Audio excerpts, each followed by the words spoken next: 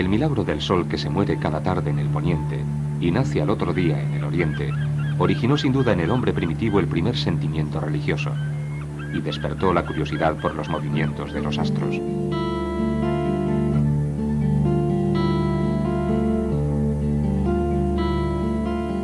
Una muestra de aquella primera reverencia religiosa son las labras, habitualmente interpretadas como representaciones solares, que insistentemente aparecen en la cultura castreña del noroeste peninsular, pero que están presentes también en culturas muy distantes en el espacio y en el tiempo, como en el antiguo Egipto, la India, Japón, África y América. Unas parecen representar los rayos solares, otras el movimiento, la traslación diurna del sol, como creían los antiguos. El sol fue también una referencia decisiva en la organización de la vida del hombre, al convertirse en la medida universal del tiempo. Durante muchos siglos, los relojes de sol o de sombra fueron los primeros y más duraderos instrumentos de medición del tiempo. Nuestra hora exacta y uniforme es una invención reciente, el minuto y el segundo mucho más. Estos relojes tenían la ventaja de que cualquiera podía fabricar uno, y el inconveniente de que solo funcionan cuando brilla el sol.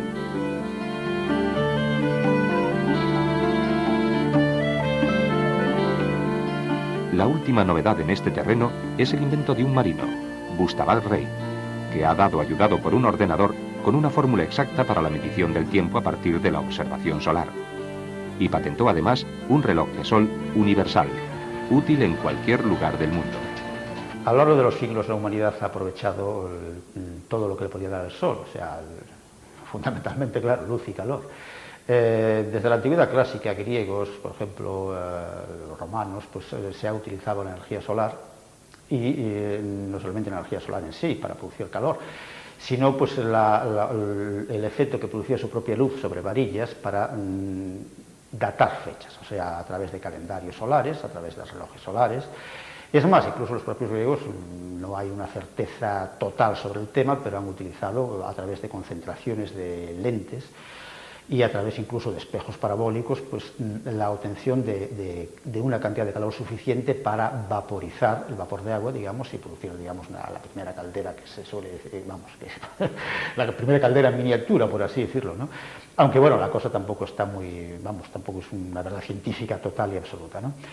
Bueno, a lo largo del tiempo, ya digo, pues los mayas hicieron otro tanto, o sea, datar también fechas a través de la luz del sol, a través de calendarios solares y relojes solares, y después otras civilizaciones a lo largo de los siglos. Llegando hasta hoy en día, pues pasa exactamente lo mismo, o sea, hoy en día sigue habiendo pues también relojes solares, no por supuesto para medir exactamente el tiempo, puesto que ahora ya tenemos otro tipo de relojes mucho más exactos, y después para otro tipo de aprovechamiento de energía. Después de adorar al sol, de medir el tiempo con su ayuda y organizar un calendario que fijara con certeza las fechas de la siembra y la cosecha, el hombre organizó el aprovechamiento de la energía solar, que podríamos llamar pasivo, para diferenciarlo del activo, que se obtiene con la moderna tecnología. Ahora bien, de la energía procedente del Sol que alcanza la atmósfera terrestre, solo la mitad llega a la superficie del planeta. En los niveles superiores de la atmósfera se absorbe la mayor parte de la energía ultravioleta. Otra parte vuelve al espacio por difusión, reflexión y refracción. Por último, la restante es absorbida por el vapor de agua y otros componentes de la atmósfera. La energía solar es una fuente de energía virtualmente inagotable. Con la energía solar podemos producir varias decenas de miles de veces toda la electricidad que consume la humanidad hoy, y por lo tanto se puede decir que si se aprovechase tecnológicamente en su forma perfecta, no habría nunca problemas de energía. El problema de la energía solar es que su flujo de energía es relativamente bajo, no es muy bajo, pero no es tampoco muy elevado, y esto hace que la explotación, que la obtención, que la producción de la energía solar sea relativamente costosa. Sin embargo, hay un efecto que también ayuda mucho a la propagación de esta energía y es su carácter descentralizado. De manera que esto permite que, a pesar de que el precio actual de la energía solar es del orden de 4 veces más elevado que el precio de la energía convencional, el crecimiento de los mercados sea en el rango del 30% en los últimos 4 años, y esto nos permite vislumbrar que para mediados del siglo XXI el 20% de la electricidad de la humanidad, lo cual es muchísimo, va a provenir del sol. Claro está que para conseguir estos objetivos el esfuerzo investigador debe ser muy elevado, porque, como saben ustedes, la conversión fotovoltaica de la energía solar es un proceso de alta tecnología que tiene todavía mucho hueco y mucha posibilidad de ser mejorado. Por lo tanto, yo creo que con la esperanza en la investigación y con la experiencia del crecimiento de los mercados fotovoltaicos podremos conseguir que gran parte de la humanidad utilice la energía solar pues para mediados del siglo XXI.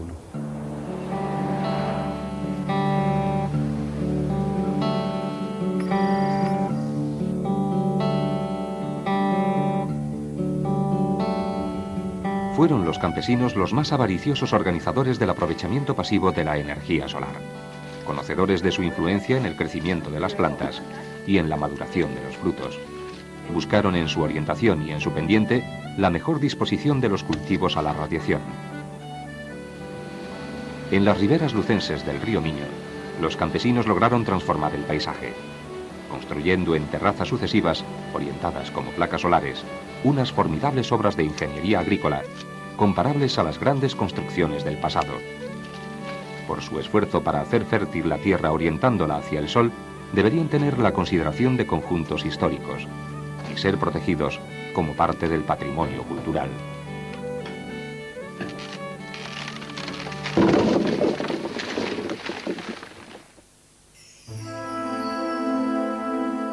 Pero el más eficaz intento de aprovechar la energía solar para la producción de alimentos son los invernaderos. Su precedente más antiguo serían las camas de cultivo acristaladas con cuarzo transparente que proveían durante todo el año de pepinos al César Tiberio. En el siglo XVII aparecen las primeras estructuras cubiertas con vidrio, en Inglaterra, de donde pasarán a los Estados Unidos. Desde 1915, en que se inicia el empleo del plástico para cubrir los invernaderos, su desarrollo ha sido incesante en la zona del poniente almeriense, donde en la actualidad se contabilizan alrededor de 30.000 hectáreas instaladas.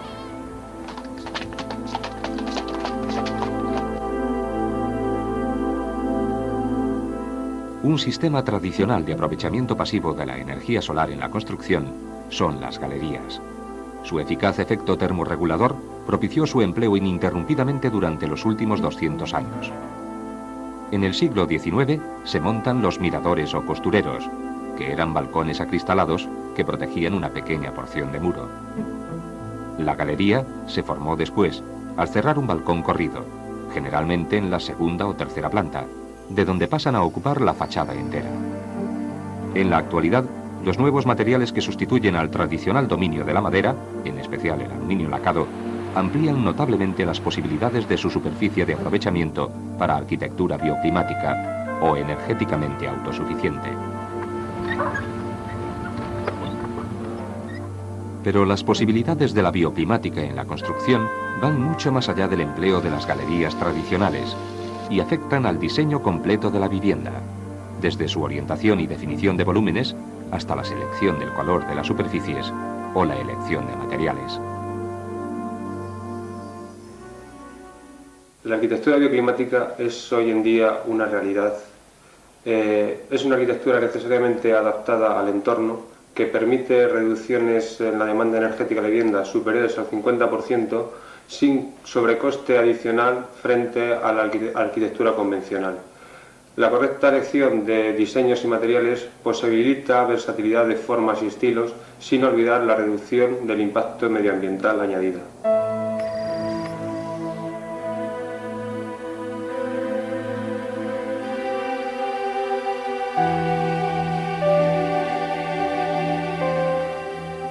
Hemos visto cómo el hombre ha hecho uso de la energía solar de forma pasiva.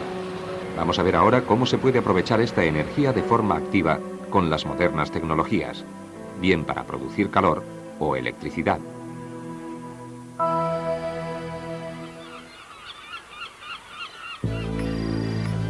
Para la conversión térmica o transformación de la energía solar en calor, se emplean 3 tipos de sistemas: de baja, de media y de alta temperatura. Los sistemas de baja temperatura emplean unos paneles o colectores planos, formados por una placa captadora o receptora, de un material, cobre, acero inoxidable o incluso plástico, capaz de recoger el calor de la radiación. Para aumentar su eficacia se suelen pintar o recubrir electrolíticamente de negro. El calor absorbido por la placa va a pasar a un fluido, generalmente agua o líquido anticongelante, distribuido por medio de un circuito a toda la instalación.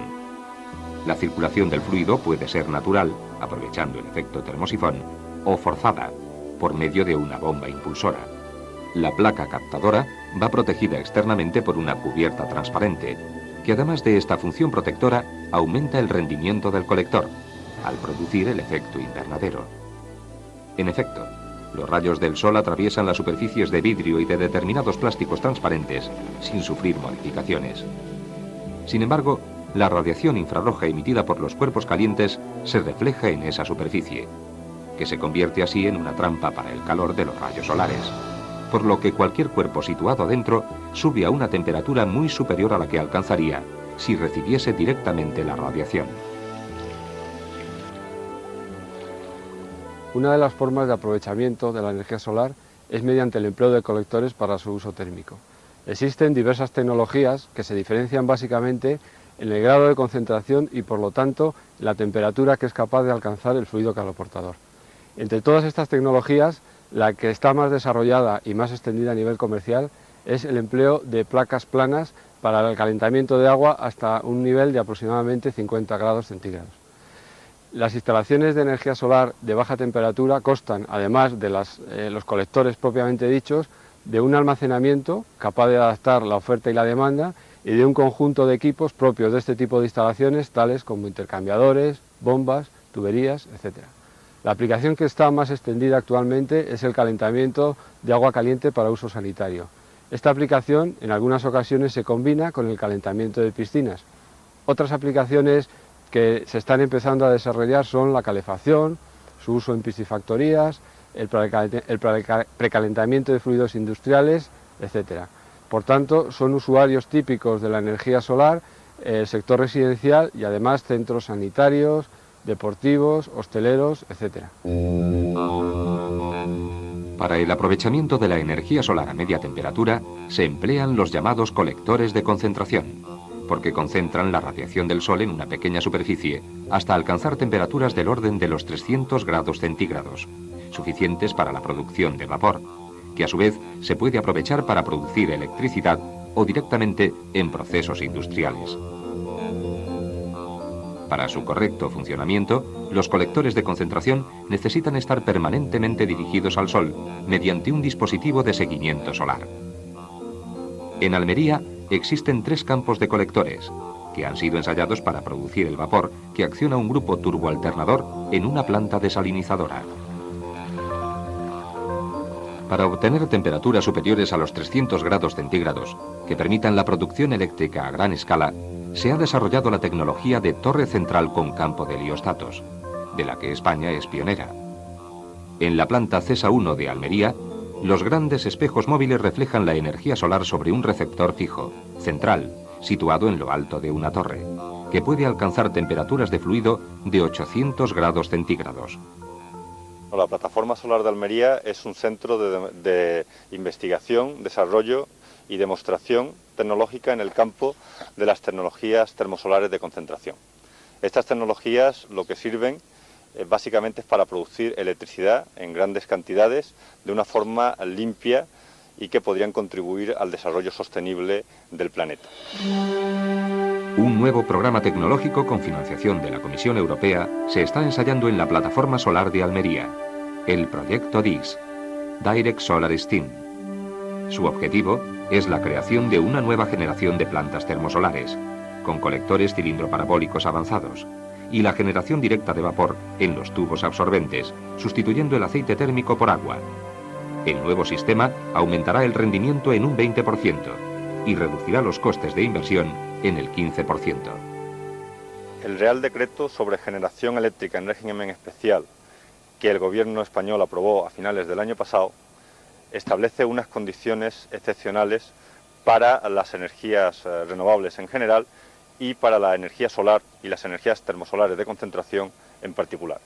Gracias a esta legislación es muy posible que en un plazo muy corto en España se pongan plantas comerciales de tecnologías termosolares que serían las primeras que se instalan en Europa.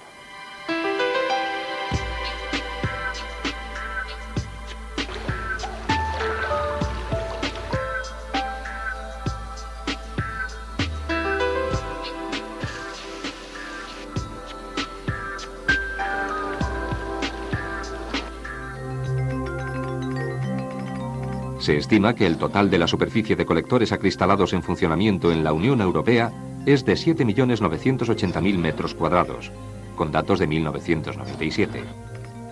Aunque se ha producido un aumento considerable, la contribución de la solar térmica no es relevante, por lo que en muchos países se conceden ayudas para su instalación. España es uno de los países europeos con niveles más altos de radiación solar. Los valores oscilan desde los 3,2 kilovatios hora por metro cuadrado y día de la cornisa cantábrica hasta los 5,3 kilovatios hora por metro cuadrado y día de la isla de Tenerife. Valores superiores a 5 kilovatios hora por metro cuadrado y día se pueden alcanzar en áreas de Andalucía, Castilla-La Mancha, Extremadura, Murcia, Valencia, Ceuta y Melilla. El despegue de la energía solar térmica se produjo a partir de los años 78 y 79. Entre los años 81 y 85 se instalaron 30.000 metros cuadrados al año. Después, el crecimiento se ralentizó. El ejemplo más sencillo de aplicación de la energía solar es el de una vivienda unifamiliar ocupada por 4 personas, cuya aplicación es la producción de agua caliente sanitaria. En este caso, existen unos equipos compactos cuyo coste oscila entre las 200 y las 250.000 pesetas y que es capaz de dar entre el 40 y el 75% de la energía necesaria para este uso por esa familia. Por tanto, por su unidad de superficie, la instalación ronda los 100-125.000 pesetas metro cuadrado. Este coste, a medida que la instalación es mayor, disminuye, hasta alcanzar en el entorno de las 50.000 pesetas para los 100 metros cuadrados. Para las instalaciones en general es necesario previamente realizar un estudio de consumos y realizar un estudio que optimice la dimensión de la instalación en función de dichos consumos y de la radiación del lugar.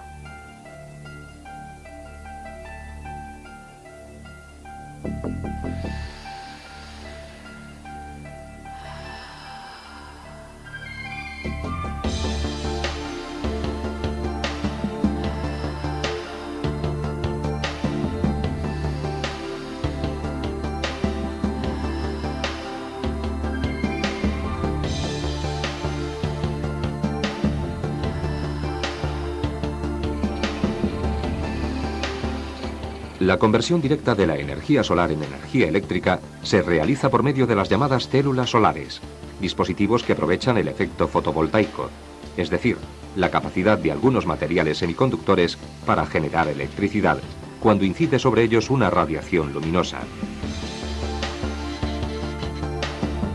Una célula solar típica está constituida por una hoja de silicio de gran pureza, tratada químicamente con boro y fósforo, y con electrodos metálicos en las dos caras. Como los niveles de potencia que se pueden conseguir con una única célula son muy bajos, se agrupan en paneles, de manera que conectados en serie o paralelo, puedan obtener la tensión requerida para cada uso concreto.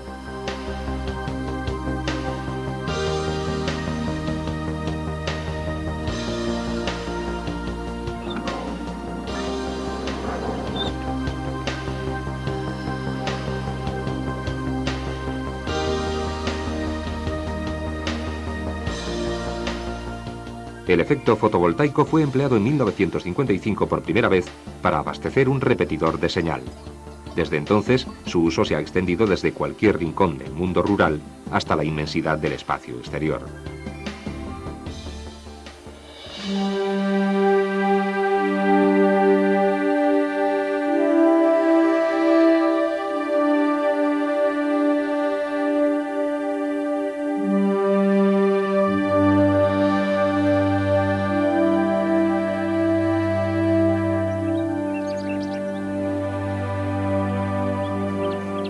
Pese a ser una de las energías renovables de más reciente aparición, la fotovoltaica se ha hecho presente en la vida cotidiana. Puede tener distintas aplicaciones según se trate de instalaciones aisladas o conectadas a la red eléctrica.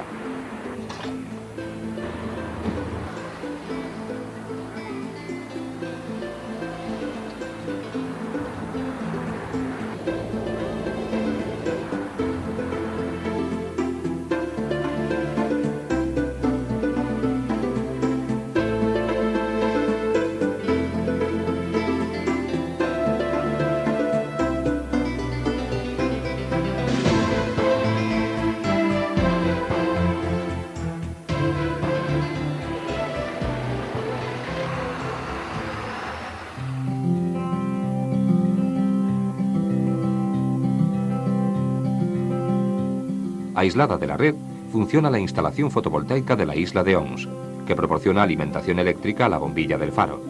Se ha valorado cuidadosamente el dimensionado de la instalación para asegurar su funcionamiento durante largos periodos sin insolación.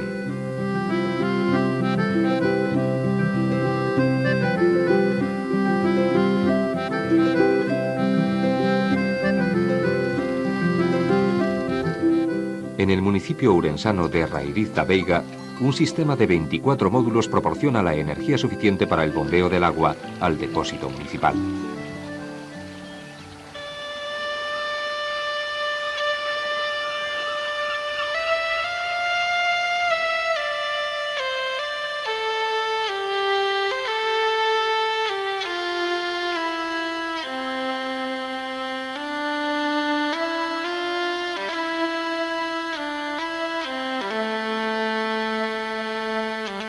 La energía solar puede solucionar problemas de abastecimiento en lugares aislados y contribuir también a la conservación medioambiental, como las placas fotovoltaicas instaladas en el Parque Natural de las Islas Cíes, en la ría de Vigo.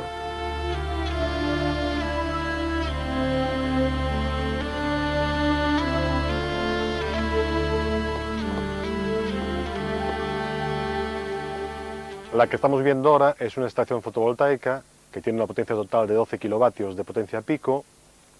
Esta instalación suministra energía eléctrica a las casas dependientes de la Consellería actualmente de Medio Ambiente, antiguamente de Agricultura de la Xunta de Galicia, y esta instalación pues se empezó a gestar ya en el año 94, cuando me dirigí a la Consellería para intentar montar dicha instalación. El objetivo de ella era sustituir el generador de gasoil que estaba antes funcionando en estas instalaciones y justamente poner estas energías renovables. Por tanto, empezamos en el año 94 y la Xunta, pues a través de la Junta Rectora, pues estuvo de acuerdo en hacer la instalación, y a continuación solicitamos ayudas a la Comunidad Europea, al proyecto Termí y también al Ministerio de Industria.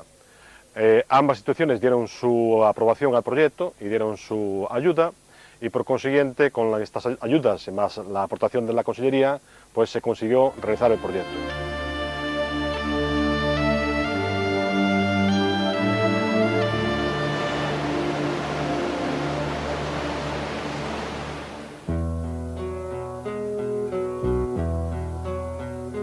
Una de las mayores plantas de energía solar fotovoltaica de Europa se puso en funcionamiento en la localidad toledana de Puebla de Montalbán. Está compuesta por 3 conjuntos de captación formados por células de alto rendimiento, de los cuales 2, el campo móvil y el campo fijo de paneles BP España, fueron puestos en marcha a finales de 1993, con una potencia máxima de 550 megavatios. Un año después, entró en funcionamiento el tercero de los campos, formado por paneles Nuken, y que desarrolla una potencia máxima de 450 megavatios. LODPV es una agrupación europea formada por 3 empresas, RB Energy de Alemania, Endesa y Unión Fenosa, que se agruparon en el año 92 para diseñar y construir una planta de energía solar fotovoltaica de aproximadamente 1 megavatio de potencia nominal, con la ayuda de la Comunidad Europea, del Ministerio de Investigación alemán y del Ministerio de Industria español. Comenzó como un proyecto piloto de demostración pero lleva ya más de 5 años en régimen de explotación de forma ininterrumpida. Es una planta del tipo conectado a red, sin sistema de acumulación, quiere decir que toda la energía recibida por los paneles es inyectada en la red y es capaz de abastecer energéticamente a unas 2.000 personas. A partir de 1996, la central fotovoltaica comparte algunos equipamientos con la central eléctrica de Castrejón, complementándose entre ellas, porque los momentos de mayor producción fotovoltaica son los de menor producción hidroeléctrica.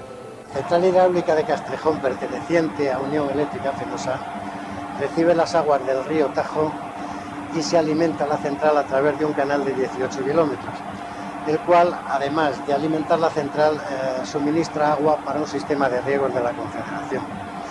La central hidráulica está equipada con 4 generadores y 4 turbinas, de 24 MVA los generadores y de 27.100 caballos cada una de las turbinas. El tipo de turbina es tipo Kaplan y las producciones de la central está en una media de unos 140-150 millones de kilovatios año, siendo la máxima producción anual de 263 millones en el año 1979 y la mínima de 36 millones en el año 1995, año de gran escasez de agua en el río.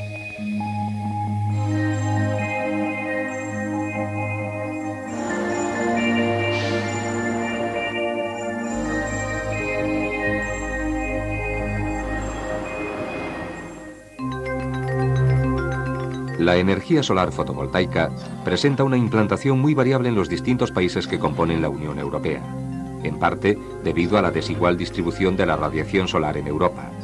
Sin embargo, pese a los condicionantes climáticos, destaca el gran desarrollo de Alemania, que va a la cabeza de la Unión.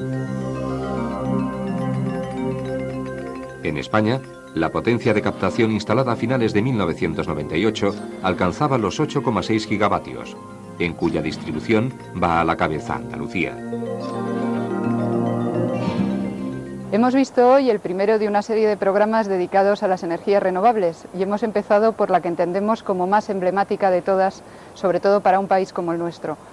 Llevamos muchos años vendiendo sol para el turismo, ahora tenemos que empezar a concebir el sol como una fuente de energía. La importancia de la energía solar sobre todo la tenemos que ver en la medida en que podemos aprovecharla directamente, individualmente, todos en nuestras casas.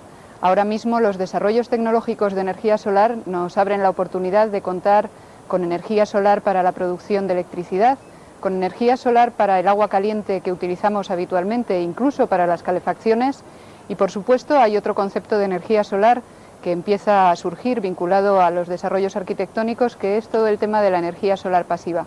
Tenemos también que aprender a utilizar el sol que entra por nuestras ventanas para tener una menor dependencia de la iluminación artificial. Probablemente sea la mejor contribución que todos podemos hacer a la autosuficiencia energética de nuestro país. La luz del sol tarda 8 minutos en llegar a la Tierra. Se podría decir que recibimos una energía del pasado. Y si consideramos que el Sol es una estrella secundaria, procedente de la explosión de una supernova, el origen de esta energía sería infinitamente más remoto. Por eso mismo, estamos obligados a su eficaz aprovechamiento, como si se tratase de una antigua herencia estelar, que pone cada día en marcha el prodigioso mecanismo de la vida en el planeta.